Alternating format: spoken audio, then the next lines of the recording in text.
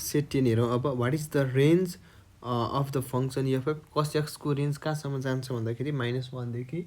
1 सम्म जान्छ हामीलाई थाहा छ यो त साइन एक्सको पनि त्यही हो रिमाइन्डर थ्योरमले के भन्छ भन्दाखेरि यदि कुनै पनि रिमाइन्डर थ्योरम भनेको केही होइन कि जस्तो एउटा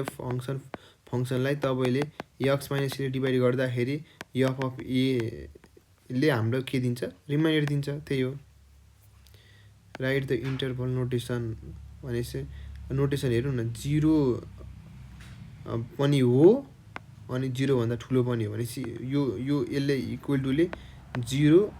यसलाई यो क्लोज ब्र्याकेट यसरी दिन्छ बिग ब्र्याकेट है यस्तो नभए हामी यस्तो दिन्थ्यो नभएको अनि कहाँ इन्फिनिटीमा सधैँ हामी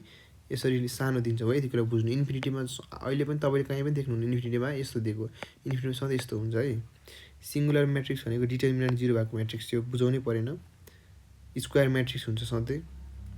अनि वेन लाइन आर कहिले हुन्छ यो s square equal to AB भएको बेलामा कोइन्सिडेन्ट भनेको प्यारेलल हो कि अनि यदि परपेन्डिकुलर भएको के हुन्थ्यो a plus b equal to 0 हामीले गरेकै हो अब हेर्नु plane is parallel to the जस्तो यहाँ मैले यो गरिसकेको हो यो चाहिँ सजिलो यस्तो यो तपाईँले यहाँनिर चट्ट बिचमा काट्नुभयो भने यहाँनिर कस्तो हुन्छ यसरी पाल बनेर यसरी त बस्छ नि होइन यो सर्कल आउँछ भन्न खोजेँ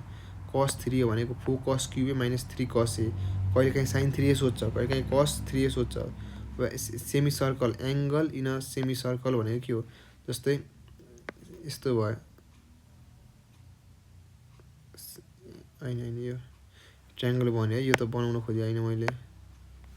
मानौँ न the angle subtended by diameter is 90 degree भन्न खोजेँ सेमी सर्कलमा कुनै पनि अब जस्तै एउटा 90 डिग्री बन्छ भन्न खोजेँ है right formula for magnitude of vector a vector म्याग्निट्युडको फर्मुला सधैँ a root under x square plus y square हुन्छ अनि enlargement is 3 about origin right the matrix छ भने थाहा छ यो इन्लार्जमेन्ट स्केल फ्याक्टर इज 3 छ scale factor and right the matrix भनेको यही हो